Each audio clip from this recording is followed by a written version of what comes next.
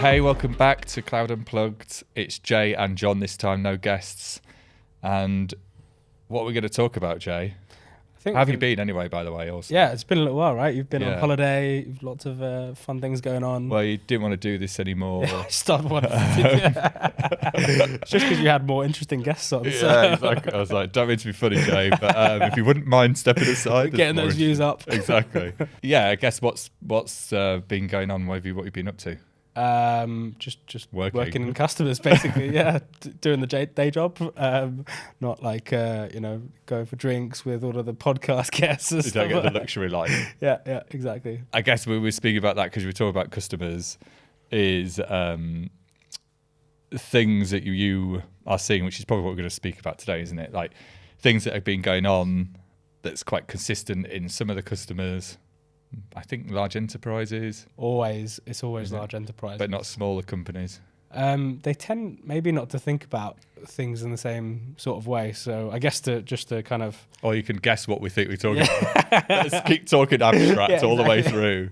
So at the very end you realise what we're talking about. It's actually canteen choices.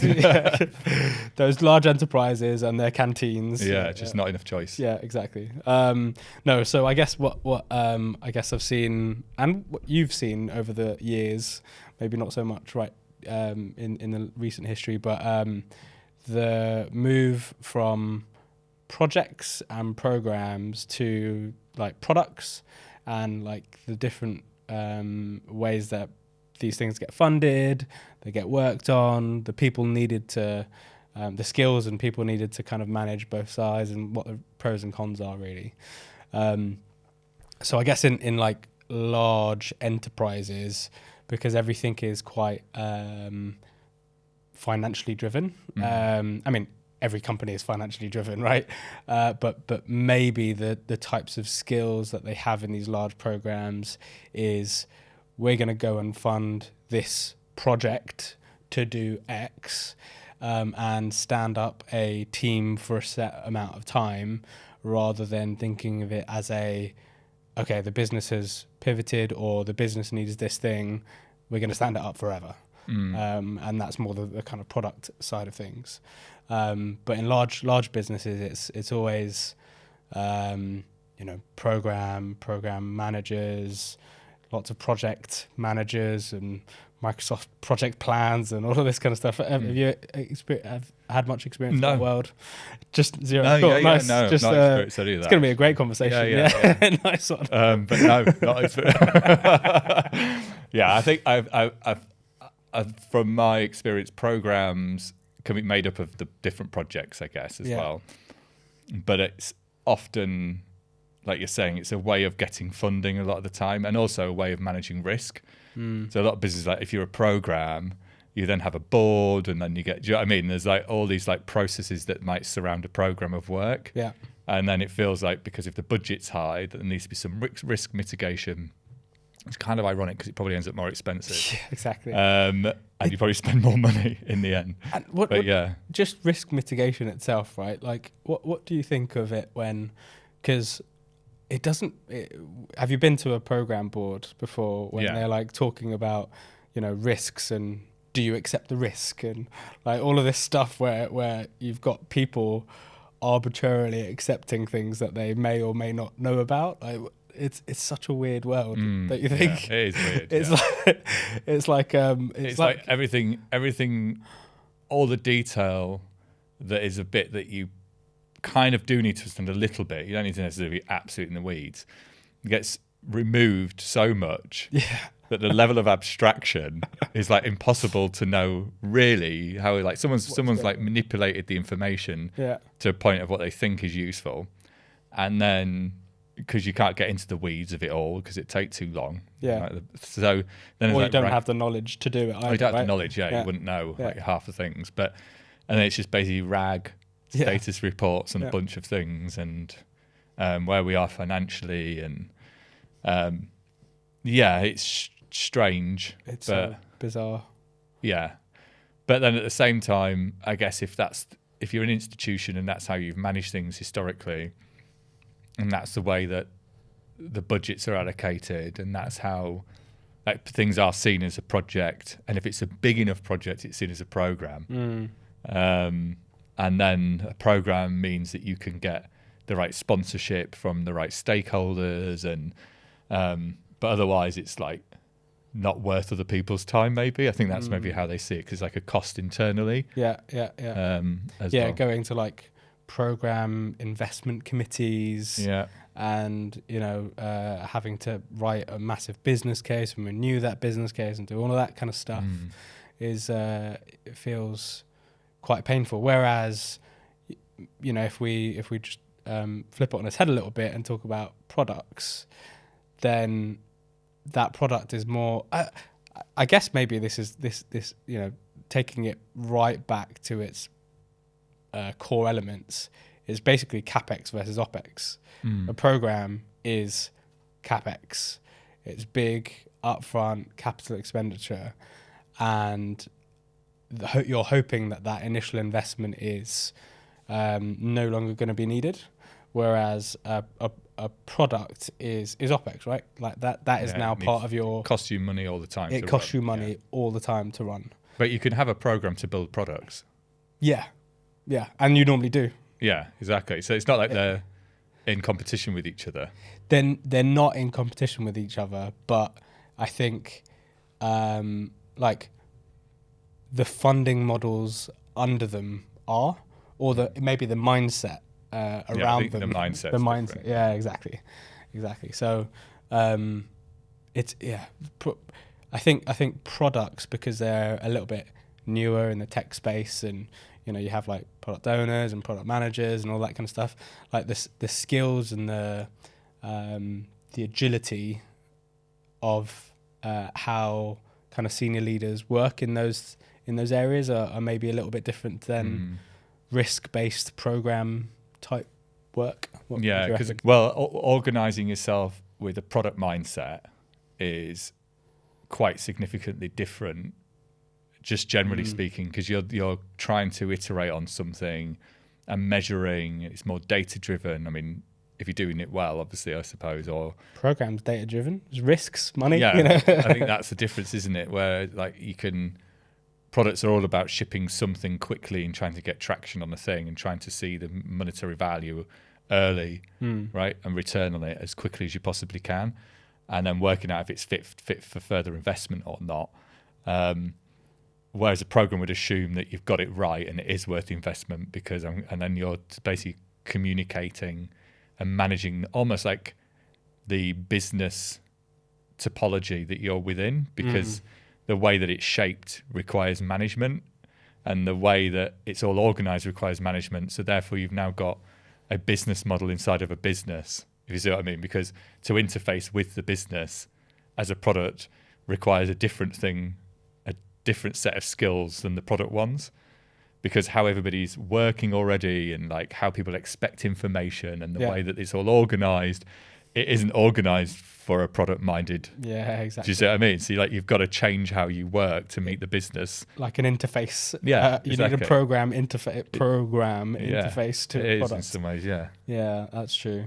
Yeah, so I think that's probably why they kind of happen, and it's just a bit institutional usually, but that's why they occur together, you reckon?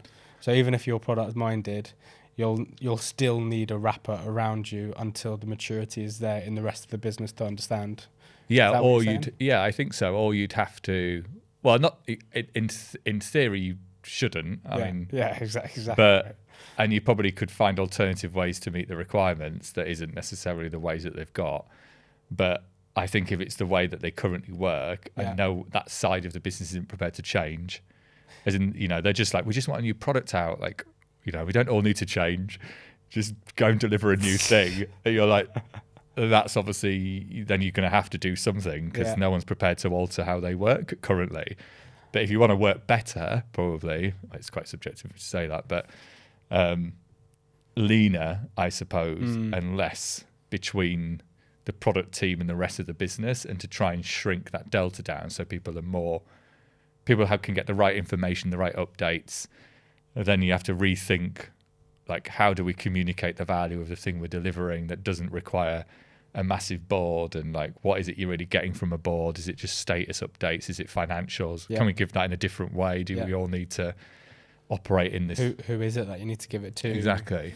And there might be better alternatives than the way it's working, but I guess like just to kind of anchor it in like modern use cases of some of these things. Do you know, obviously Amazon, it's quite known for products. Do you know the way that it sort of spins up a new product team and what it sort of does? No. Have you heard of like Amazon, the AWS PR press release, like when they... Oh, yeah. I've heard of that. Yeah. Which is quite a cool concept, That's right? where you describe the end product. You're describing, you know, who it's for, what it's given you as like an outcome rather than a bunch of features, and like what the story is, almost like a case study. I thought you were actually going to say that they've got a service. Programs to products. Exactly. There's an API. It's basically a service in Amazon that they all consume. And it's a pizza team. It's a pizza team exactly. that's delivered it. Spins out a new team. Does all the hiring for them. I think that's, what was it? The COG? What's that? What is it? Amazon Turk. Yeah, Manual Turk. Manual Turk. Yeah. Exactly. Yeah, I thought that's what you were about to say. Actually, you didn't. Yeah, they'll release that on April Fool's Day, like as a thing, programs to products after they hear this podcast. It's a conversion thing that you use. You get you get charged on the number of people that you're trying to convert from projects to programs. Yeah, it's an hourly rate, basically. Yeah. So do I detect an issue with programs? No, not at all. What do you mean? Like, I would never is that what you so do? You have controversial. Do you have some like beef that's gone down or something with some like program? Not at all. I think the way that I've just seen it is they always tend to require a very different skill set, and when it comes to platforms, products, and programs, platform does. It always seems to be more of a kind of, there's a bit more alignment in a product, in a kind of product, a cloud platform especially, right? The things that we do, we're always getting involved in that sort of cloud platform space. And it feels like there's the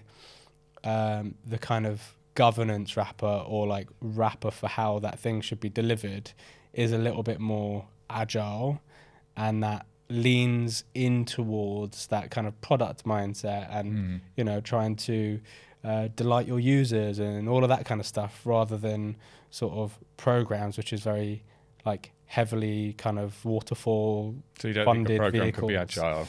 I think that it has quite good ways of managing spend. And I think that it has, like, as soon as you put something in a program, you're getting a lot of senior visibility, which is good, right? Buy-in and, you know, all of that stuff that you need that could be quite hard for projects to do. A cloud migration that isn't necessarily building a product.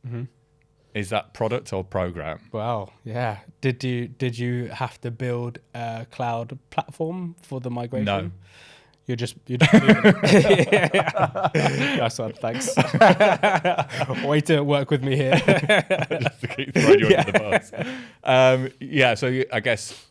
So if you say like a cloud migration, then your take on that would be that there is an element of, well, you're not building, like, even if you were to build sort out the cloud itself, organize it. Yeah, sort out the cloud. Just get a filing cupboard, just organize a bit of cloud. Sort that cloud right out, problems. I got one service, I'm going to put it in. But that wouldn't be product, right? Because you're not productizing anything. They are products in their own right. You're consuming them, but then, well, they're services, but behind them are products.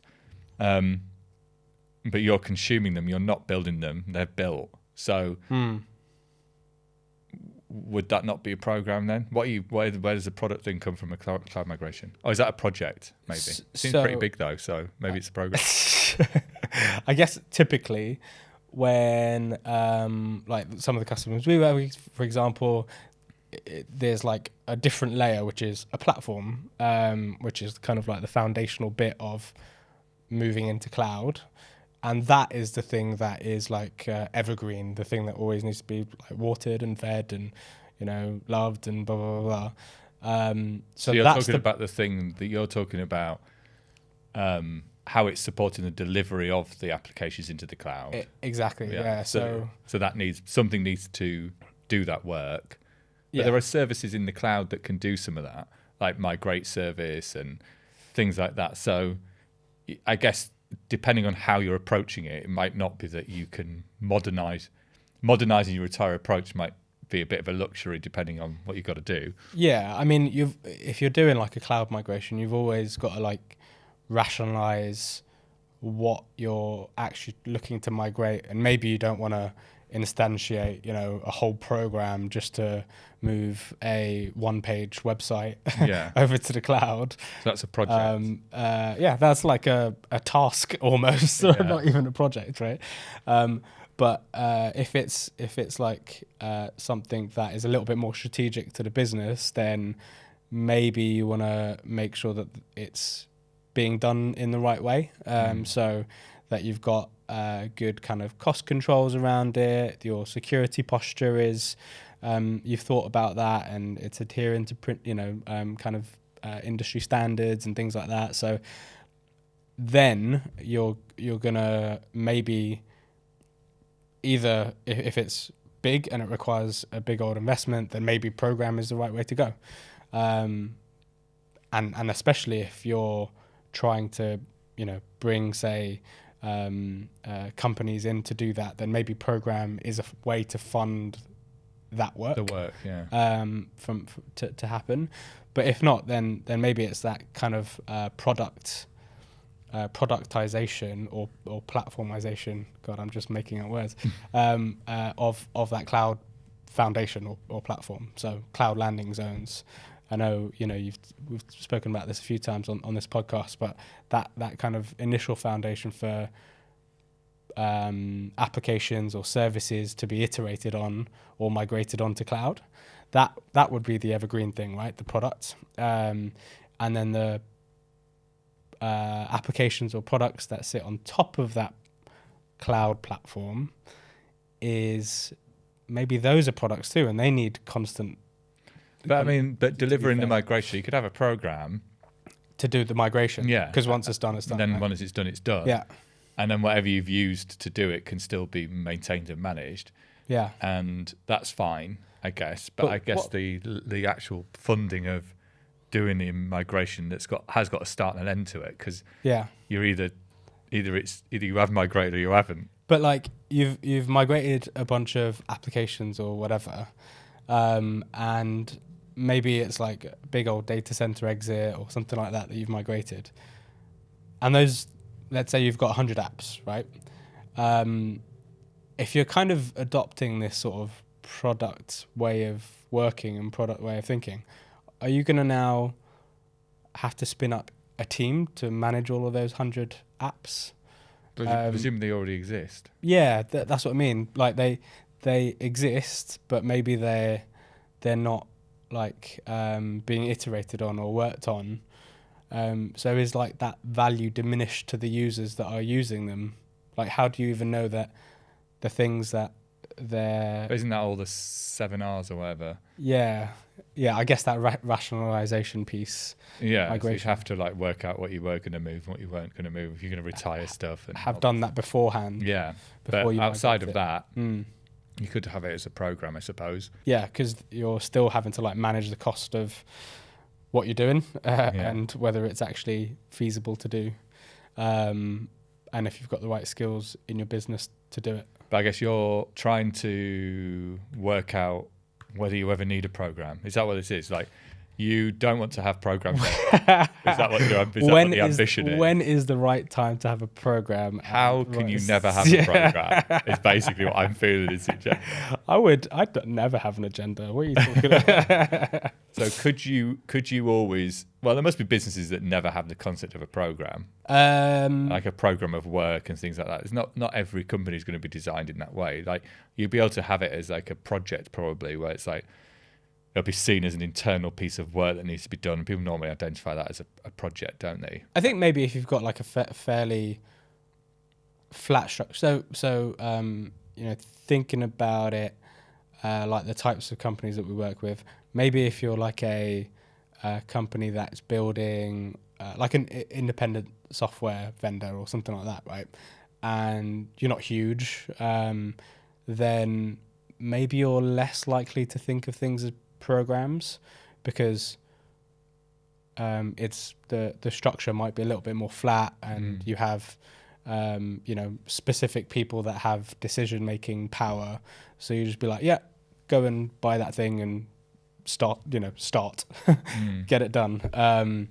But maybe that like funding maturity isn't necessarily there. So yes, you can go and get it right now. Whether you have some intentionality behind it to carry that thing on for the next 5 years is not necessarily there. So that's when a program could be quite useful, if you're like intentionally investing in it, because you know there's going to be like a long-term direction for what you need to deliver. But it just feels like really a program's a way of wrapping up a bunch of requirements, right? Yeah. It's just given a term. Like underneath that is like stakeholder management and governance and updates and risk mitigation and financial mitigation and financial assessments and all those things. But they're just requirements. They're just requirements of things that need to be non-functional requirements, things that need to be there and in place to make sure that it's successful. Yeah, exactly. Yeah. But that doesn't mean it needs to be like, you can meet those requirements as a team that could be lean and not necessarily need roles propended into it to then manage all of that, if you see what I mean. But then you're giving up, I guess, a bit of the, if you didn't have the necessary roles to do those bits, then are you giving up a bit of kind of velocity? I mean, how hard is it to give an update? I don't know, John. Give us an I mean, if that's what the requirement is, and to give financial, like, there are going to be businesses that could operate lean in a lean way, right? I'm sure, and find ways of showing that information that's maybe in a system that isn't a person, and maybe that person can go and see how much things are costing. I don't know. So it's like, does it need to be a human being giving that communication, or can a report be produced and just sent out, and then you can talk about it when it's a problem, as opposed to making sure we have a regular meeting and I take everyone's time up? I don't know whether that's necessary. I'm sure there are alternative routes to meet the requirements that aren't necessarily propending people, like everything in life. Yeah, I mean, everything, I guess, is going to be some sort of trade-off that costs more, and you hopefully get something for that cost. Yeah, exactly. Not just pain. Yeah, because if if someone's been a translator and then trying to then manage the communication upwards, and then trying to manage it with different stakeholders and all these other things, then maybe there was a more effective way to do that wasn't so intensive on human beings managing to do that. That's how it feels. It's there to manage people, and people are managing other people, and people are managing the communication, and it feels very... But people-based problems are like the unsolved thing for the most part, right? Because although the things that we're talking about are quite generic, how successful a program or how successful a product is, to a certain degree, has a lot to do with the people that are responsible for them. And so if you're like thinking about some generic way of operating, in a like bringing all of the kind of non-functional requirements of, say, programs into a leaner team, then maybe you're giving something else up. So like that kind of softening element of, getting buy-in internally, and making sure that everyone is at the same place in terms of education on why the thing is important, and that vision selling and all of that stuff. Maybe there is a trade-off. I don't know.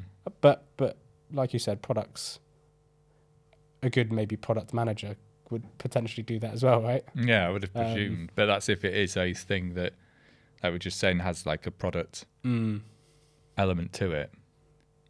Whereas if it doesn't, then it's like a project-based thing. So I guess not everything is going to be product. Not everything is going to be product, but yeah, maybe moving offices. yeah, right. It's not product. I think we should definitely manage that as a product. Yeah. Let's get a moving company that is. Yeah, or maybe it's like something like more operational. You know, like a program can be for anything, not just technology, I suppose. Maybe that's the. Yes. Yeah, maybe. But it's a technology Cloud Unplugged, so we're obviously going to... I don't think... What? I think you're on the wrong podcast. No. But if you're talking about like product, then I guess your point was people might be doing a load of things that don't, I guess, overweighting a load of things where products are there to be like small iterative things that live forever. A program's finite. Was it that you were, just so I understand, that you were saying that when do you need one? Is that what it is? Like when do you need a program? When do you need a... When do you need one? Do they go hand in hand, or like can they work together, or are they mutually exclusive? Well, they're not. Well, thanks, John. So that's that one. There we go. Yeah, that's that one sorted. Yeah, we ticked it off. Done. I think we agree on that. Yeah, they're not mutually exclusive. When do you need one? Maybe that's based on the size of your company and how complex that whole funding element is to the thing that you're working on. We're really solving the problems on the podcast today, aren't we? Yeah. And was there another question that we wanted to solve or talk about? I don't think a new organisation, even if they were large, would have programs, to be fair. Why? Because I think it boils down to like how they've designed themselves already. So if you're of a certain age of business and you were quite product centric, I mean, I could be completely wrong. Yeah. But I can't imagine that they would have delivered anything historically in that way. So therefore, them changing all of a sudden to be like, oh, normally we have like delivery teams and we work in agile ways and we we have autonomous multidisciplinary teams. I mean, look at like Spotify. Are they going to do programs? They've got like all these like new ways, do you know what I mean? Different ways of operating even as a business that they've even like published, which is a bit new. And so let's say, right, you're a new age company, you're born in the cloud, you're in Azure, and AWS comes along and they've got like a new incubator and they've basically said, hey, have a bunch of credits. And this company's then gone, oh, we need to move everyone from Azure to AWS. How do you reckon that work?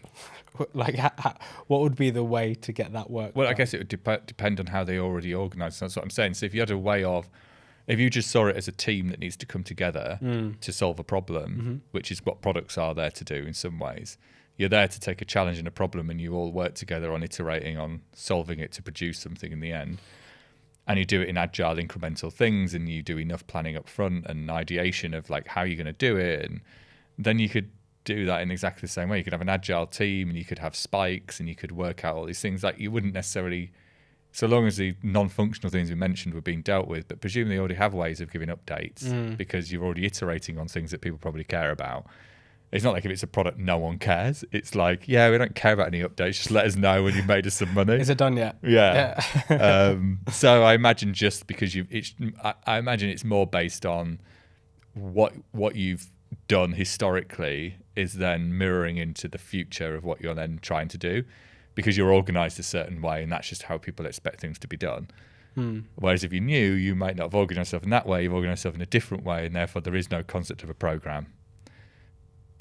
But they solve it. They solve the same requirements in a different way that isn't a program. So you're still kind of saying, if you're agile, and you not necessarily agile the like way of delivering stuff, but in that you can move quickly and you're quite nimble as a company or getting things done or whatever, then it's unlikely that you'll have programs. Yeah. And I'd probably say there's value in what about decision making? Changing to be more lean. I mean, that's if you can say that you've got some principles around your product teams and not like 60 people or something, right? So long as you've got good standards around the sizing and like what the right feature, breaking things into feature teams and all those concepts, so that the teams are productive still and you don't have oversized teams that make things inefficient and all the other things, then I think you could probably operate in a better way at a cheaper price point.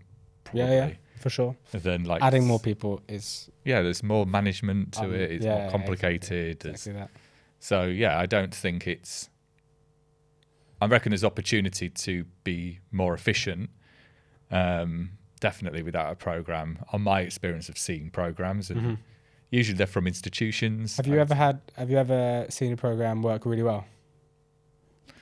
Have I ever seen a program work really well? Where you're like, you know what, this could not have been done better.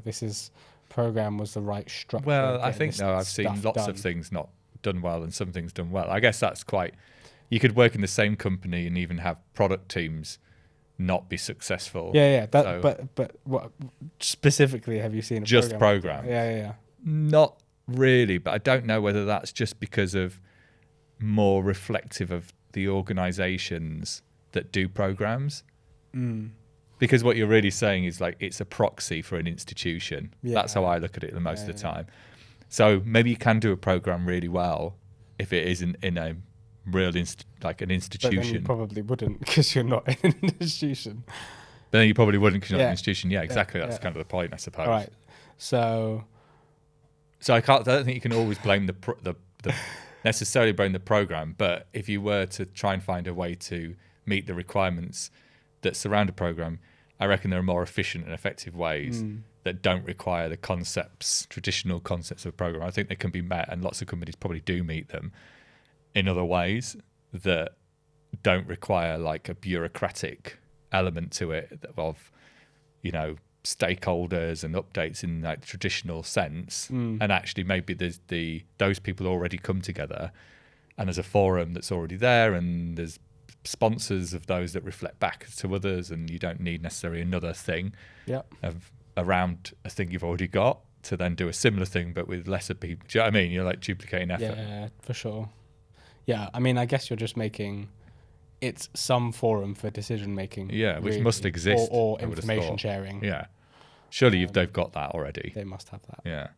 So cool. No more programs. So if you're a large institution, according to Jon, you've never done a program well, but you need to do it. You're the one that came with beef about programs. You seem to have an issue with programs. And if you're, a newer, more modern company, products, you still probably need projects. Yeah, you probably need ways of managing projects. You need a way of managing projects. Maybe not an amalgamated way of managing multiple projects. Yeah, the methodologies around the deliveries. Yeah, different. So as long as you were still doing like good agile delivery management elements, using like Kanban or Scrum and all the different things. But rather than like Prince 2 project management, which is what you might assume. Microsoft Project Planner, mate. That's what we need. Project Planner out. Then basically programs are probably more expensive, cost more money, and take a lot of people's time. And therefore maybe there's better ways. There we go. All right. So if you're listening and wanting to start up a program, don't do it. We just saved you millions of pounds. Email Jay to find out why you shouldn't do a program. Thanks for listening for that episode, and we shall catch you later. Thanks all. Bye.